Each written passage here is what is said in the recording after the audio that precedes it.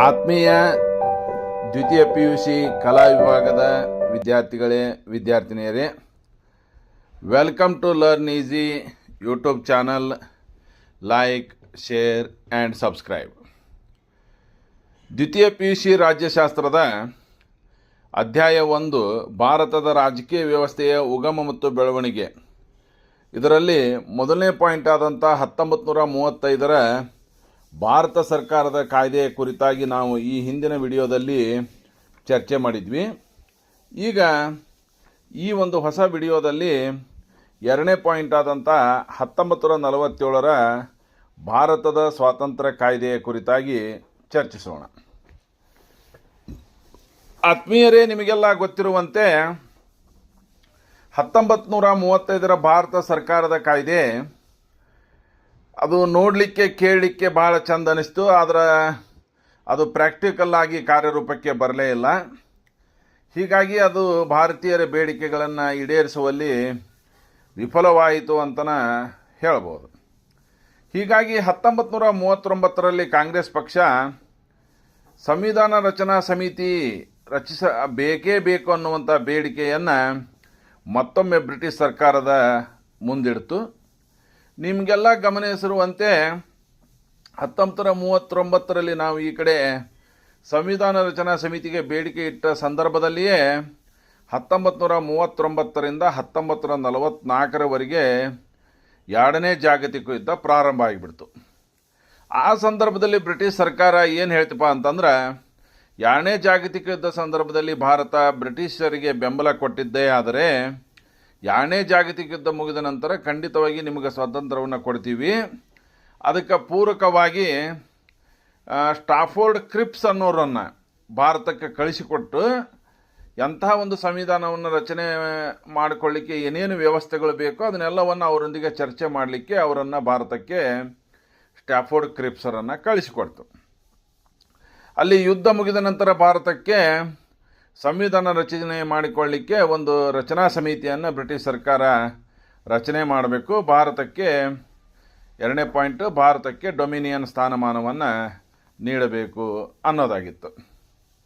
ಆದರೆ ಕ್ರಿಪ್ಸರ ಕೆಲವು ಪ್ರಸ್ತಾವನೆಗಳನ್ನು ಕಾಂಗ್ರೆಸ್ ಪಕ್ಷ ಒಪ್ಪಲಿಲ್ಲ, ಮುಸ್ಲಿಂ ಲೀಗ್ ಕೂಡ ಒಪ್ಪಲಿಲ್ಲ.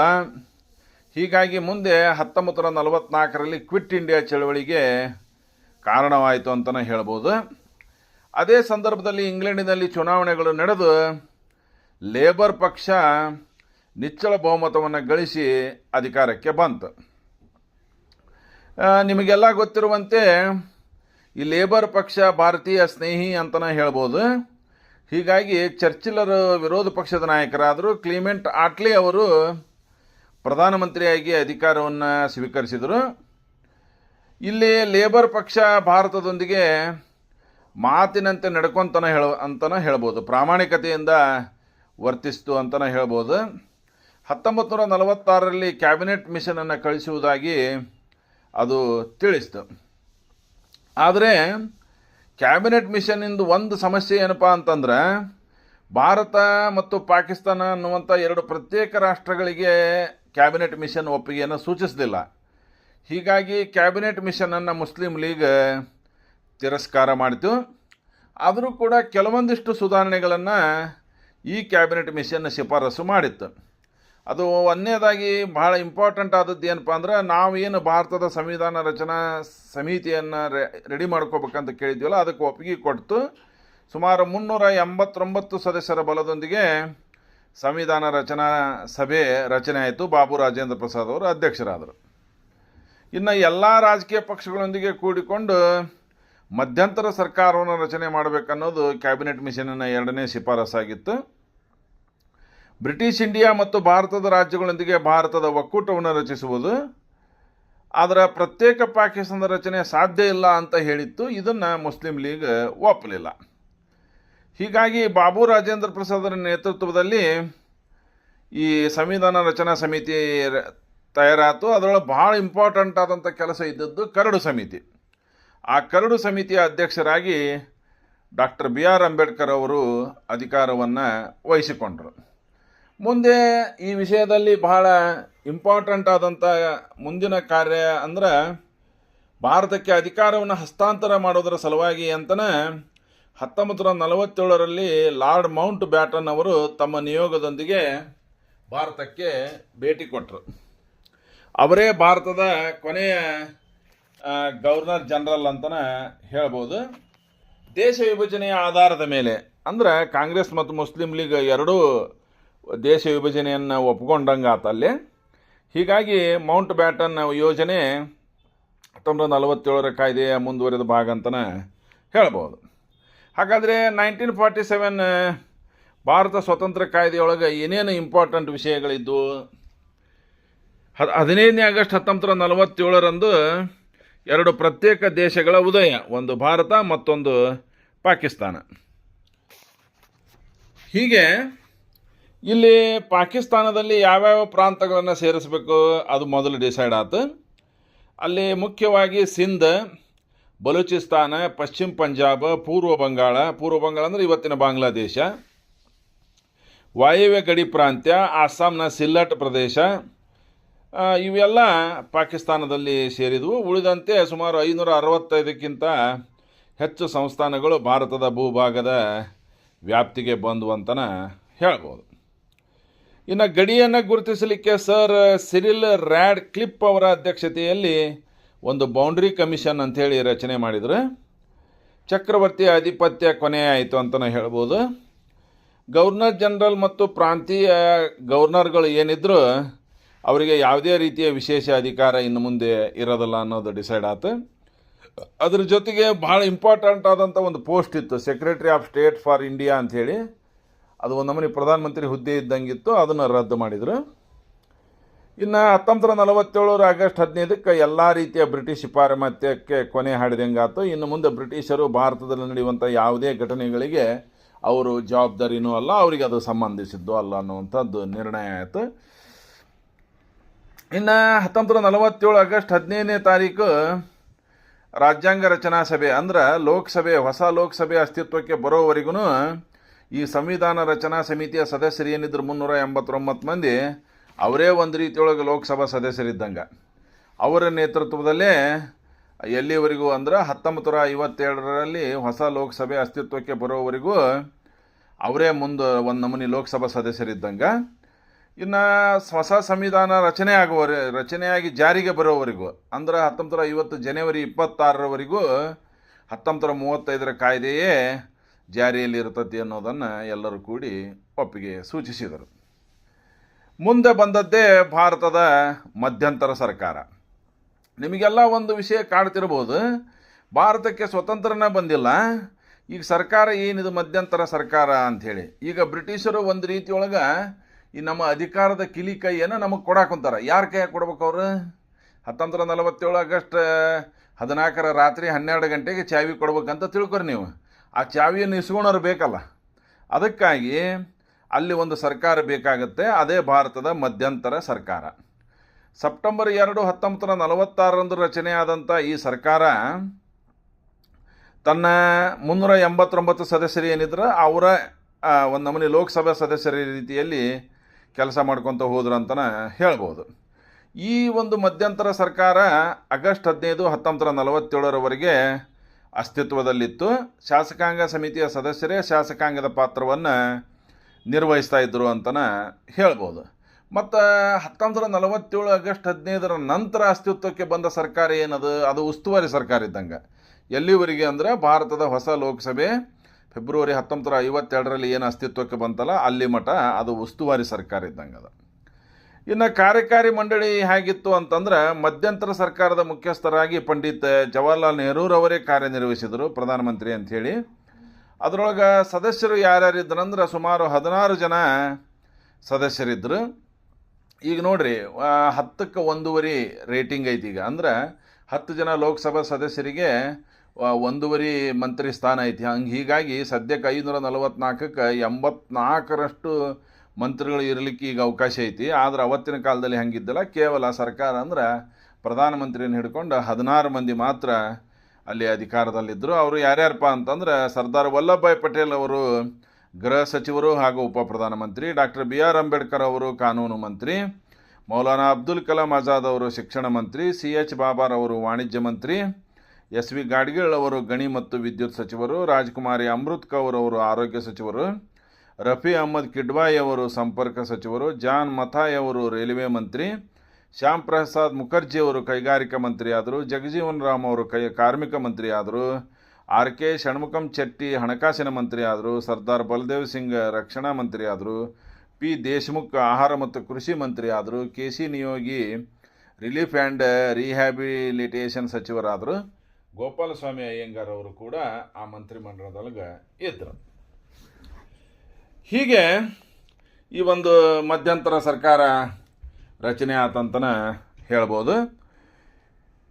ಮುಂದೆ ಸ್ವತಂತ್ರ ಭಾರತದ ಹೊಸ ಸಂವಿಧಾನ 1950 ಜನವರಿ 26ರಂದು ಜಾರಿಗೆ ಬಂತು. ಆ ನಂತರ ಭಾರತದಲ್ಲಿ ಚುನಾವಣೆಗಳು ನಡೆದವು. ನೀವು ಭಾಳ ಆಶ್ಚರ್ಯ ಅನ್ನಿಸ್ಬೋದು. ಪ್ರಥಮ ಸಾರ್ವತ್ರಿಕ ಚುನಾವಣೆಗಳು ಅಕ್ಟೋಬರ್ 1951ರಿಂದ ಪ್ರಾರಂಭವಾಗಿ ಫೆಬ್ರವರಿ 1952ರವರೆಗೆ ನಡೆದವು. ಅಂದ್ರೆ ಲೋಕಸಭೆ ಚುನಾವಣೆ ನಡೆಸೋಕನ 5 ತಿಂಗಳು ಬೇಕಾಯ್ತು ನಮ್ಗೆ.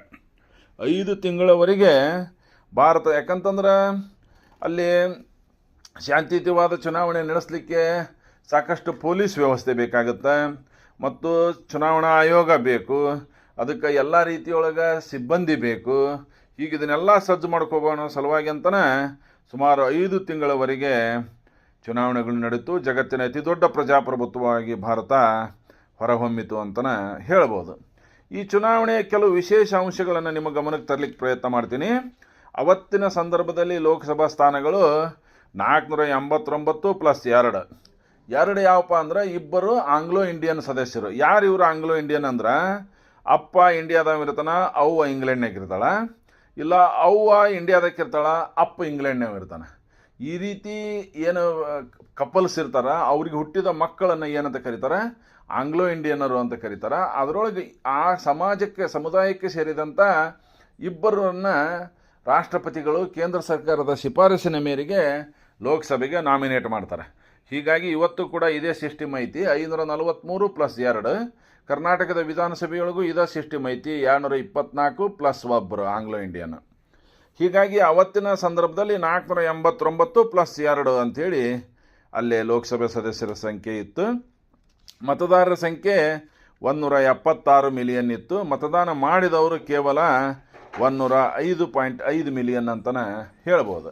ಮತದಾನದ ಪ್ರಮಾಣ ಭಾಳ ಕಡಿಮೆ ಆತಂತಲೇ ಹೇಳ್ಬೋದು. ಯಾಕಂತಂದರೆ ಕೇವಲ 45% ಜನ ಮಾತ್ರ ವೋಟ್ ಹಾಕಿದರು.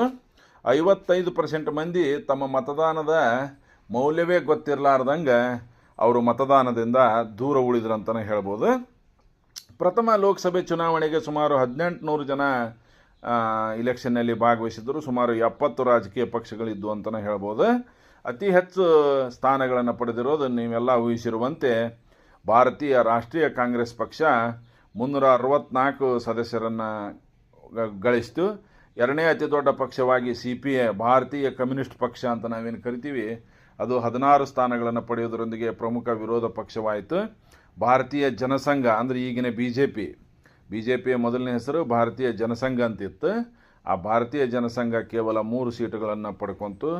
ಅಖಿಲ ಭಾರತ ಹಿಂದೂ ಮಹಾಸಭಾ 4 ಸೀಟು, ಪರಿಶಿಷ್ಟ ಜಾತಿ ಒಕ್ಕೂಟ 2, ಪಕ್ಷೇತರರು 27, ಕಿಸಾನ್ ಮಜ್ದೂರ್ ಪಾರ್ಟಿ 9 ಸ್ಥಾನಗಳನ್ನು ಗಳಿಸುವುದರೊಂದಿಗೆ ಪ್ರಥಮ ಮಹಾಚುನಾವಣೆ ಫಲಿತಾಂಶ ಪ್ರಕಟ ಅಂತಲೇ ಹೇಳ್ಬೋದು. ಒಟ್ಟು ಲೋಕಸಭೆ ಸ್ಥಾನದ 74.5% ಸ್ಥಾನವನ್ನು ಕಾಂಗ್ರೆಸ್ ಒಂದೇ ಗೆದ್ಕೊಂತಂತ ಹೇಳ್ಬೋದು. ಈಗಾಗಲೇ ನಾನು ಹೇಳಿದಂತೆ 45% ಮಾತ್ರ ವೋಟಿಂಗ್ ಆಯಿತು ಅಂತ ಹೇಳ್ಬೋದು. ಇನ್ನು ವಿರೋಧ ಪಕ್ಷಗಳಲ್ಲಿ ಹೊಂದಾಣಿಕೆ ಇರಲಿಲ್ಲ. ಹೀಗಾಗಿ ಅದು ಕೂಡ ಒಂದು ಕಾಂಗ್ರೆಸ್ಸಿಗೆ ಪ್ಲಸ್ ಪಾಯಿಂಟ್ ಅಂತಲೇ ಹೇಳ್ಬೋದು. ಈ ಕಮ್ಯುನಿಸ್ಟ್ ಪಕ್ಷ ಹೈದರಾಬಾದ್, ತಿರುವಾಂಕೂರು, ಕೊಚ್ಚಿನ್, ಮದ್ರಾಸು ಮತ್ತು ಪಶ್ಚಿಮ ಬಂಗಾಳದಲ್ಲಿ ಮೇಲುಗೈ ಸಾಧಿಸಿತಂತಲೇ ಹೇಳ್ಬೋದು. ಅವತ್ತಿಗೆ ಕೂಡ ಗ್ರಾಮೀಣ ಪ್ರದೇಶದ ಮತದಾರರೇ ಹೆಚ್ಚಿನ ಸಂಖ್ಯೆಯೊಳಗೆ ಮತ ಹಾಕಿದರು. 60% ವೋಟಿಂಗ್ ಗ್ರಾಮೀಣ ಪ್ರದೇಶದಾಗ ಆದ್ರೆ ಕೇವಲ 40% ವೋಟಿಂಗ್ ಸಿಟಿ ಒಳಗಾತು. ಇಡೀ ಚುನಾವಣಾ ಪ್ರಕ್ರಿಯೆ ಶಾಂತಿಯುತವಾಗಿ ನಡೀತು. ಹೀಗೆ ಭಾಳ ಮೊದಲನೇ ಲೋಕಸಭೆ ಭಾಳ ವಿಶೇಷತೆಯಿಂದ ಕೂಡಿತ್ತು ಅಂತಲೇ ಹೇಳ್ಬೋದು. ಈಗಾಗಲೇ ನಾನು ನಿಮಗೆ ತಿಳಿಸಿದಂತೆ 489 ಚುನಾವಣೆ ನಡೆದ ಸ್ಥಳ, 2 ಆಂಗ್ಲೋ ಇಂಡಿಯನ್ನರು. ಭಾರತದ ಲೋಕಸಭೆಯ ಪ್ರಥಮ ಅಧ್ಯಕ್ಷರಾಗಿ ಸ್ಪೀಕರ್ ಆಗಿ ಜಿ ವಿ ಮಾವಳಂಕರ್ ಅವರು ಕಾರ್ಯನಿರ್ವಹಿಸಿದರು. ಇದು 5 ವರ್ಷದ ಅವಧಿಯೊಳಗೆ ಎಷ್ಟು ಅಧಿವೇಶನಗಳನ್ನು ನಡೆಸಿದೆ ಅಂತಂದ್ರೆ, ಯಾಕಂದ್ರೆ 1 ವರ್ಷದೊಳಗೆ 2 ಅವಧಿಯ ನಡುವಿನ ಅಂತರ 6 ತಿಂಗಳಿಗಿಂತ ಹೆಚ್ಚು ಇರಬಾರ್ದು ಅಂತ ರೂಲ್ ಐತಿ. ಹೀಗಾಗಿ ಏನು ಮಾಡಿಬಿಡ್ತಾರೆ, ಸಾಮಾನ್ಯವಾಗಿ 1 ವರ್ಷದಾಗ 3 ಅಧಿವೇಶನ ನಡೆಸಿಬಿಡ್ತಾರೆ. ಅಂದ್ರೆ 6 ತಿಂಗಳಿಗಿಂತ ಹೆಚ್ಚು ಗ್ಯಾಪ್ ಆಗೋದಲ್ಲ ಅಂಥೇಳಿ. ಹೀಗಾಗಿ ಒಟ್ಟು 14 ಅಧಿವೇಶನಗಳು ನಡೆದವು. 667 ದಿನಗಳ ಕಾಲ ಲೋಕಸಭೆ ಕಾರ್ಯನಿರ್ವಹಿಸಿತು. ಒಟ್ಟು 3784 ಗಂಟೆಗಳ ಕಾಲ ಲೋಕಸಭೆ ನಡೀತಂತನ ಹೇಳ್ಬೋದು. ಹೀಗೆ ಈ ಲೋಕಸಭೆ ಏಪ್ರಿಲ್ 17, 1952ರಿಂದ ಪ್ರಾರಂಭವಾಗಿ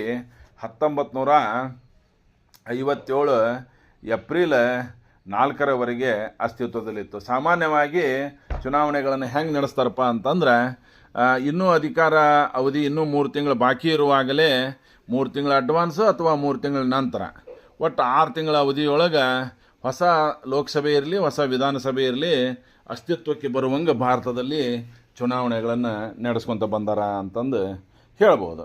ಇನ್ನು ನಮ್ಮ ಮುಂದಿನ ವಿಡಿಯೋದಲ್ಲಿ ದೇಶೀಯ ಸಂಸ್ಥಾನಗಳು ಹೇಳಿದ್ನಲ್ಲ ನಾನು, 565ಕ್ಕಿಂತ ಹೆಚ್ಚು ದೇಶೀಯ ಸಂಸ್ಥಾನಗಳನ್ನು ಒಂದುಗೂಡಿಸುವಂಥ ಕೆಲಸ, ಅದರಲ್ಲಿ ಸರ್ದಾರ್ ವಲ್ಲಭಭಾಯ್ ಪಟೇಲರ ಪಾತ್ರ ಏನಿತ್ತು ಮತ್ತು ರಾಜ್ಯಗಳನ್ನು ಯಾವ ರೀತಿ ರಚನೆ ಮಾಡಿದರು, ರಾಜ್ಯಗಳ ಪುನರ್ರಚನೆ, ಭಾಷಾವಾರು ಪ್ರಾಂತ್ಯಗಳ ರಚನೆ ಮುಂತಾದ ವಿಷಯಗಳನ್ನು ನಮ್ಮ ಮುಂದಿನ ಒಂದು ವಿಡಿಯೋದಲ್ಲಿ ಚರ್ಚೆ ಮಾಡೋಣ ಅಂತ ಹೇಳುತ್ತಾ ಈ ವಿಡಿಯೋವನ್ನು ಇಲ್ಲಿಗೆ ಮುಗಿಸ್ತಾ ಇದ್ದೀವಿ.